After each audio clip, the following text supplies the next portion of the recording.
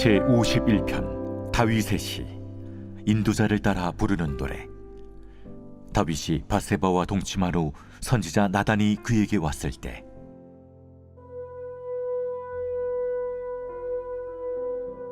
하나님이여, 주의 인자를 따라 내게 은혜를 베푸시며 주의 많은 긍휼을 따라 내 죄악을 지워주소서. 나의 죄악을 말갛게 씻으시며 나의 죄를 깨끗이 제하소서. 물은 나는 내 죄과를 아우니 내 죄가 항상 내 앞에 있나이다. 내가 주께만 범죄하여 주의 목전에 악을 행하였사오니 주께서 말씀하실 때에 의로우시다 하고 주께서 심판하실 때에 순전하시다 하리이다.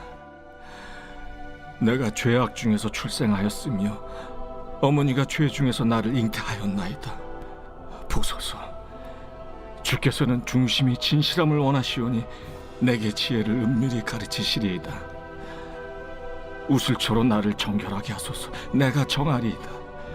나의 죄를 씻어주소서. 내가 눈보다 희리이다. 내게 즐겁고 깊은 소리를 들려주시사 주께서 꺾으신 뼈들도 즐거워하게 하소서. 주의 얼굴을 내 죄에서 돌이키시고 내 모든 죄악을 지워주소서. 하나님이여, 내 속에 정한 마음을 창조하시고 내 안에 정직한 영을 새롭게 하소서. 나를 주 앞에서 쫓아내지 마시며 주의 성령을 내게서 거두지 마소서. 주의 구원의 즐거움을 내게 회복시켜 주시고 자원하는 심령을 주사 나를 붙드소서. 그리하면 내가 범죄자에게 주의 도를 가르치리니 죄인들이 주께 돌아오리이다. 하나님이여, 나의 구원의 하나님이여, 피 흘린 죄에서 나를 건지소서. 내 혀가 주의 의를 높이 노래하리이다. 주여, 내 입술을 열어주소서. 내 입이 주를 찬송하여 전파하리이다. 주께서는 제사를 기뻐하지 아니하시나니 그렇지 아니하면 내가 드렸을 것이라. 주는 번제를 기뻐하지 아니하시나이다. 하나님께서 구하시는 제사는 상한 심령이라. 하나님이여, 상하고 통회하는 마음을 주께서 멸시하지 아니하시리이다. 주의 은택으로 시온의 선을 행하시고 예루살렘 성을 쌓으소서. 그때 주께서 의로운 제사와 번제와 온전한 번제를 기뻐하시리니 그때 그들이 수소를 주의 제단에 드리리이다. 오늘 주신 말씀을 통해서 회복으로 가는 길, 말씀 제목을 가지고 함께 말씀을 나누고자 합니다. 어떤 교회에 누가 봐도 정직하고 경건한 생활을 하는 사람이 있었습니다. 이 사람은 가정에서 아내에게 늘 다정했고 아이들에게는 자상한 아빠였습니다. 또 주변 이웃들에게도 굉장히 친절한 사람이었어요. 직장에서도 열심히 일을 했습니다. 그래서 모범사원으로 뽑히기도 했습니다. 교회에서는 모든 예배에 참석을 했고 봉사에는 항상 앞장서는 사람이었습니다. 어려운 사람들을 많이 도와주었어요. 그는 정말 모든 면에서 완벽한 사람이었습니다. 그런데 그는 사실 악플러였습니다. 인터넷에 글을 보면서 거기에 막 악한 댓글을 막 다는 거예요. 비방하고 조롱하는 말들, 그런 말들을 수시로 막 하는 사람이었습니다. 기사만 나면 엄청난 역설을 달았어요. 교회에 문제가 있으면 그 문제를 누구보다 빠르게 온갖 비난의 글을 올렸습니다. 겉으로는 멀쩡했는데 속으로는 마음 가운데 좋지 않은 것들이 가득했습니다. 그래서 뒤에서는 그러한 것들을 즐겼어요. 여러분, 이 사람은 거룩한 사람입니까? 아니죠. 왜 거룩한 사람이 아닐까요? 그 마음 가운데에 거룩함과는 거리가 먼 사람이었어요. 겉으로는 경건한 모습이 있었지만 마음속에 증오와 음란이 가득했다는 것입니다. 여러분, 마음이 중요하죠. 요즘에는 마음의 병 때문에 힘들어하시는 분들이 많이 있습니다. 인터넷을 통해서 봐도 그러고 뉴스를 통해서 봐도 듣는 것들이 정상적인 사람들이 아니에요. 무언가 집착이 심한 사람들, 마음의 병으로 인해서 고생하는 사람들이 많은 것을 보게 됩니다. 여러분, 그렇기 때문에 늘 자신에게 꼭 이렇게 했으면 좋겠습니다. 마음아, 이겨라, 이겨내라, 이렇게 꼭 자신을 다독여 주셨으면 좋겠습니다. 성경에서는 거룩에 대해서 설명하는 말씀이 있습니다. 거룩이 어떤 것인가? 시편 24편 3절 4절 말씀에 보면 이렇게 기록합니다. 여호와의 산에 오를 자가 누구며 그의 거룩한 곳에 설 자가 누구인가? 곧 손이 깨끗하며 마음이 정결하며 뜻을 허탄한 데 두지 아니하며 거짓 맹세하지 아니하는 자도다.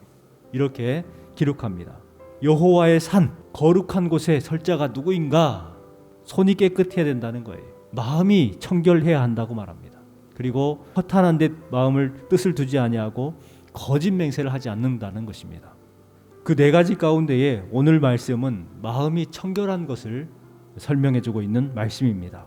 오늘 본문인 시편 51편 말씀은 다윗이 밧세바와 동침한 후 선지자 나단이 그에게 왔을 때라는 부제가 붙어 있죠. 곧 그때의 이 시를 통해서 하나님 앞에 회개했던 다윗에 대해서 기록한 것이다 라는 것이 확실하다는 거예요. 사무엘하 11장에 보면 다윗이 밧세바와 간음의 죄를 저지른 후에 선지자 나단이 찾아옵니다.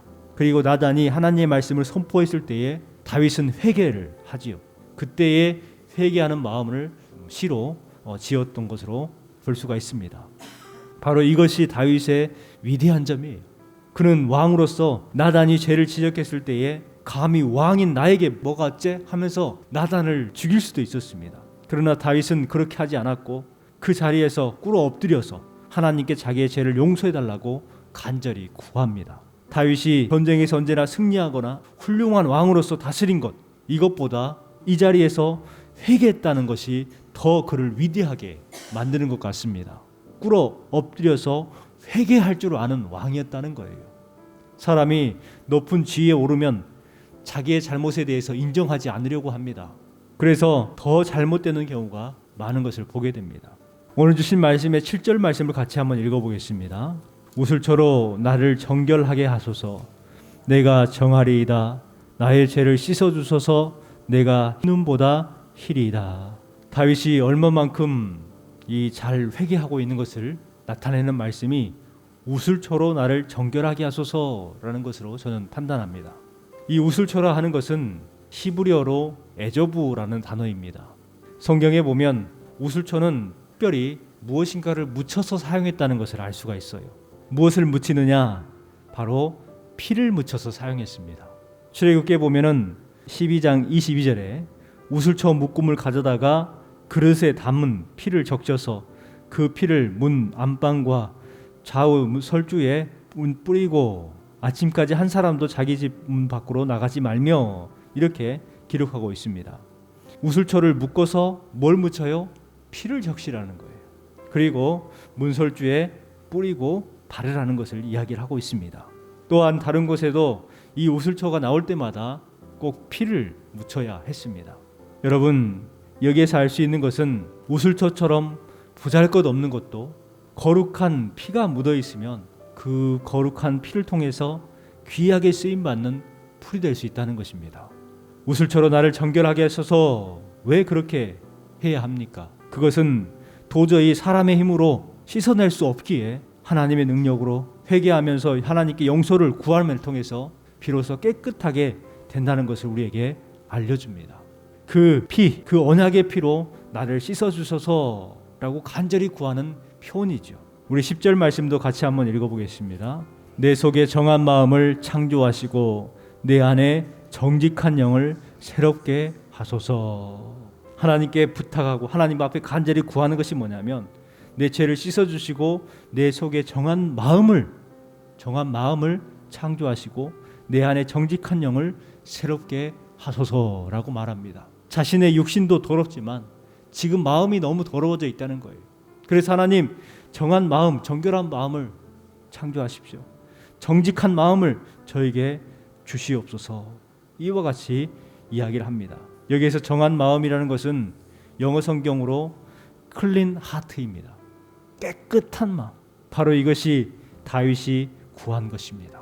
여러분, 죄를 용서받는 최선의 방법이 무엇일까요? 먼저는 긍휼을 사모하는 마음으로 주님께 나가는 것입니다. 긍휼한 마음이 우리에게 매우 필요한 것이죠. 다윗은 1절 2절 말씀에 하나님에 대해서 간절히 간구하면서 자신의 죄를 씻어달라고 구하고 있습니다. 1절 2절 읽겠습니다. 하나님이여 주의 인자를 따라 내게 은혜를 베푸시며 주의 많은 궁유를 따라 내 죄악을 지워주소서. 나의 죄악을 말갛게 씻으시며 나의 죄를 깨끗이 제하소서. 다윗은 철저하게 자신이 죄인이라는 사실을 인정합니다. 변명하지 않고 인정합니다. 그럼을 통해서 하나님 궁유를 허락해 주세요. 저의 죄악을 지워주세요. 씻으시며 깨끗하게 제하소서. 이렇게 하나님 앞에 간절히 간구하며 시를 시작하고 있습니다. 자신이 죄인이라는 것을 인정하는 것이죠. 특별히 5절 말씀을 보세요. 얼마만큼 자신이 죄인이라는 것을 인정하는지 5절 말씀을 같이 읽겠습니다. 내가 죄악 중에서 출생하였으며 어머니가 죄 중에서 나를 잉태하였나이다. 죄악 중에서 출생했다는 거예요. 어머니가 죄 중에 나를 잉태했다는 것입니다. 하나님의 궁휼하심을 구할 때에 하나님께서는 우리를 용서해 주십니다. 죄성이 있음을 인정하는 것이 중요한 거예요. 회개하면 은혜가 넘치고 회복이 됩니다. 그런데 문제는 회개가 결코 쉽지 않다는 것입니다. 죄를 깨닫지 못하기 때문에 그래요. 내가 무슨 죄를 지었냐? 나는 죄가 없다. 여러분, 나단 선지자가 다윗에게 찾아왔을 때에 다윗이 자신의 죄에 대해서 깨닫고 알아들은 것, 이것이 다윗에게는 참 귀한 능력입니다. 죄를 깨닫는 것. 만약에 다윗이 나단 선지자의 말을 듣고 죄를 깨닫지 못했다면 그는 아마 바른 왕이 되지 못했을 겁니다. 하지만 나단 선지자의 말을 듣고 죄를 깨달았어요. 여기에서 할 수 있는 것이 무엇입니까? 죄를 깨닫는 것이 은혜입니다. 죄를 죄로 깨닫는 것이 은혜예요. 다윗을 통해 하나님은 우리의 죄를 지금 지적하고 계시는 거예요. 다윗은 다윗의 개인적인 이야기로 끝나는 것이 아니라 다윗을 통해서 우리를 비춰보는 겁니다. 그렇다면 우리도 은혜가 무엇입니까? 하나님께서 많은 물질을 허락해 주신 것, 하는 일마다 잘되고 형통한 것, 자녀들이 모두 다 복되게 되는 것, 이것도 물론 은혜지만 내 개인적인 것은 죄를 죄로 깨닫는 것이 나에게 은혜요. 깨닫고 회개할 수 있는 것이 진정한 은혜라는 것을 우리는 알 수가 있습니다. 다윗의 기도는 하나님으로부터 출발을 합니다. 자신의 상황과 처지를 이야기하지 아니하고 하나님부터 시작하는 거예요. 하나님이여, 이렇게 시작하죠. 기도는 하나님으로부터 출발해야 됩니다. 죄의 문제가 됐든지 어떤 범죄를 저질렀든지 먼저 하나님께 은혜를 구할 때에 그 하나님께서 그러한 것들을 들어주시는 거예요.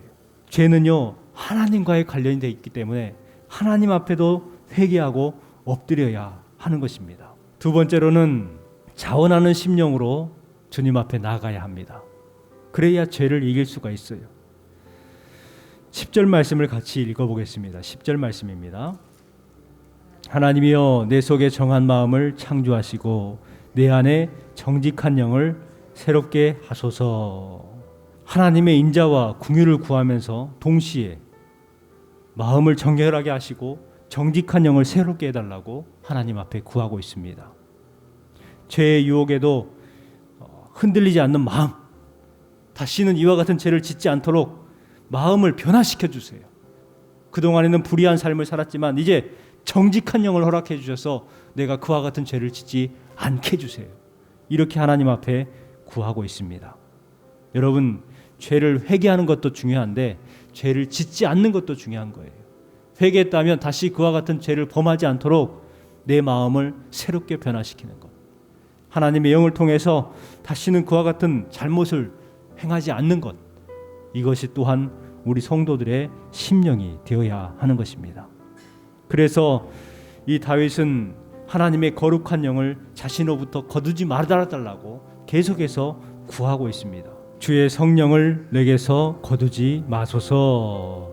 주님 앞에서 쫓아내지 마시고 주의 성령을 내게서 거두지 마옵소서. 주님의 성령을 거두지 마소서, 이것은 주님이 없으면 나는 분명히 다시 죄를 짓습니다, 이 뜻이에요. 그러니 성령을 거두지 마시고 내가 항상 성령의 사람이 되어서 성령으로 행하게 하소서, 죄를 범치 않게 하소서, 이렇게 구하고 있습니다. 뿐만 아니라 마지막으로 상하고 통회하는 마음으로 나아갈 때에 죄의 문제를 해결받을 수가 있습니다. 이렇게 다윗은 결단합니다. 주의 의를 높이 노래하겠습니다. 내 입이 주를 찬양하며 전파하겠습니다. 이와 같이 소원합니다. 여러분 죄를 회개했다면 이와 같은 소원이 우리에게 필요합니다. 하나님, 저는 앞으로 주님의 의를 높이겠습니다. 또 내 입으로는 주님을 찬양하겠습니다. 또한 전파하겠습니다. 이와 같이 구하고 있습니다. 우리 17절 말씀입니다. 같이 읽겠습니다. 하나님께서 구하시는 제사는 상한 심령이라. 하나님이여 상하고 통회하는 마음을 주께서 멸시하지 아니하시리이다. 아멘. 다윗이 하나님 앞에 은혜를 구할 때에 상한 심령으로 하나님 앞에 구했습니다. 이 상한 심령이라는 것은 죄인으로서 주님 앞에 나아가서 엎드리는 것, 상한 심령으로 엎드리는 것입니다. 이 엎드리는 마음, 상하고 통회하는 마음으로 엎드리는 그 믿음을 주님께서는 기뻐해 주시고 죄의 문제를 해결해 주신다고 다윗은 고백하고 있습니다. 이와 같은 마음으로 주님 앞에 나아갈 때에 우리의 죄를 지워주시고 씻어주시고 깨끗하게 제해 주실 줄 믿습니다. 저와 여러분의 삶 가운데에 죄를 죄로 깨달을 수 있는 신앙과 믿음, 참된 회개함을 통해서 거룩한 소원을 할 줄 아는 하루하루의 삶이 되시기를 주님의 이름으로 축원합니다. 기도하겠습니다.